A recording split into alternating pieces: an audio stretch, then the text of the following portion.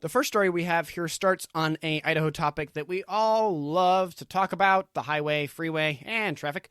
Highway 16 extension, a financial crossroad for Ada County Highway District. This comes by the Boise Deb by Margaret Carmel. The Highway 16 extension, which stretches from northern Ada County through Meridian to I-84, is not just the financial responsibility of Idaho Transportation Department. The ACHD is also tasked with improving intersection and roadways near the highway. However, the cost for these improvements has significantly increased since their initial evaluation in 2021, thanks to inflation. The total cost of improving 7 intersections has risen to over $58 million. Additionally, the city of Nampa has requested ACHD to contribute between $6 million to $10 million for enhancements for 4 intersections to support the new highway. This new total far exceeds the $36 million that the state paid ACHD last year to cover the cost of the impacts of the state highway project. ACHD Director Bruce Wong has now directed the agency's lobbyists to work with legislatures at the state capitol to secure an additional $32 million in funding. Commissioner Kent Gorthorpe has suggested that ACHD should consider dropping some projects if the additional funding does not materialize, with projects on Franklin being potential candidates for the cuts. Wong has assured that staff will be reviewing all options. The intersections needing improvements in Ada County include Ustick and 10 Mile / Linder, Ustick and Black Cat, Ustick, Black Cat / 10 Mile, Franklin and McDermott / Black Cat, Ustick and McDermott, Ustick, Owyhee, Storm / Black Cat. Then as for the city of Nampa's requested improvements, include Ustick Road, Star / Owyhee Storm, Ustick and Star, Ustick Road, Can Ada / Star, and Ustick and Can Ada.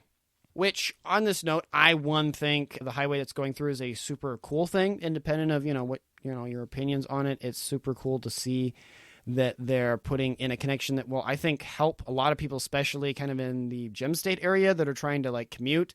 And I'm hoping it'll take some weight off Eagle Road, because right now I feel like that's the role that Eagle is playing, is that it's acting almost like this highway will. And so hopefully once that is built, less traffic will have to move on a road with a bunch of lights, and it can move on a freeway further north. So basically, if you're driving from Emmett, besides the lights in Emmett, you're only going to have one light to deal with in theory. Yeah, no, I think you're right. I think that would ease up the congestion on Eagle Road, because I don't mess with Eagle. I don't touch that road ever. It's not fun. Right. And I hands down personally have to say, I think 10 Mile's worse than Eagle at times.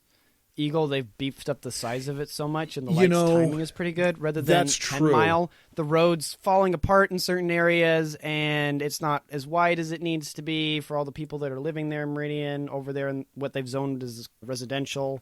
Yeah. No, that's a good point. 10 Mile does get pretty rough at times.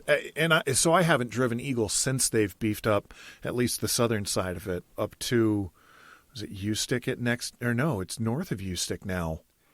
I think They've it goes beefed to 3 it up, lanes. if I remember correctly, is it from Ustick? Franklin down to...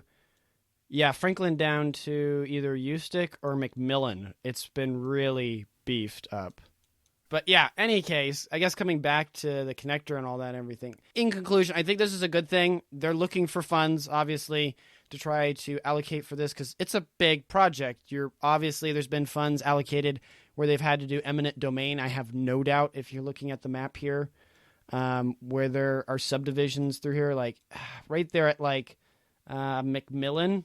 I don't know. This is one of those things where eminent domain is not great a lot of times. Gosh, I'm torn on it, because when it comes to things like this, the city is expanding, and the city is going to continue expanding. And whether you believe that's a good thing or not, it is a thing, it is expanding, it is happening, which means that the population will continue to spread. And as the population spreads, to accommodate for that, roads need to be built, they need to be widened, more infrastructure needs to be put in place so that these things can happen. I've talked about living in Austin before, where Austin believed firmly in, if we don't upgrade our road systems, people will stop moving to Austin. Guess what? It didn't work. People kept moving to Austin. We were down there. My wife and I were down there last spring, and it blew my mind how bad the roads are in Austin as compared to Boise. Well, that's because Austin's growth is about 15, 20 years ahead of Boise's. So if we aren't If we aren't proactive, yeah, that's the word. If we aren't proactive with our road maintenance and road construction, then our roads are going to be like they are in Austin, and we're going to be doing all of the construction that they're doing down there, now 30, 40 years after Austin blew up, and it's a mess down there. You can't go anywhere without dealing with construction because they're 30 years behind on their road construction and maintenance. So, having gone on that spiel about Austin, if in Boise we can be forward thinking and say, let's not be behind by 30 years, let's actually try and be ahead of things, then maybe we'll only be behind by 5 years. But still, eminent domain is rough. Yeah, I mean, I hear people, and I've heard good arguments for why eminent domain is bad and we shouldn't allow the government to do it, right?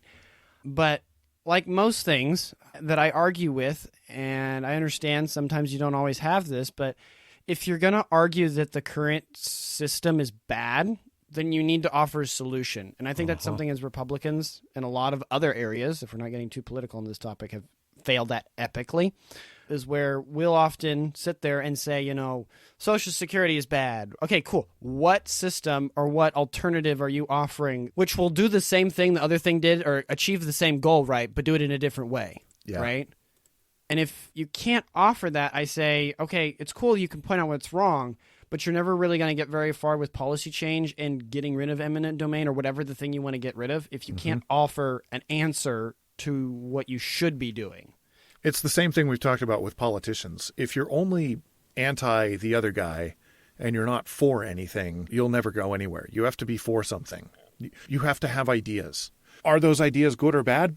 I don't know. But the more ideas we have out there, then the more different ways we can think about things. That's the whole idea of crowdsourcing ideas, is you get just all of the options and then you sift through it and you come up with which one the best one sounds like. Right.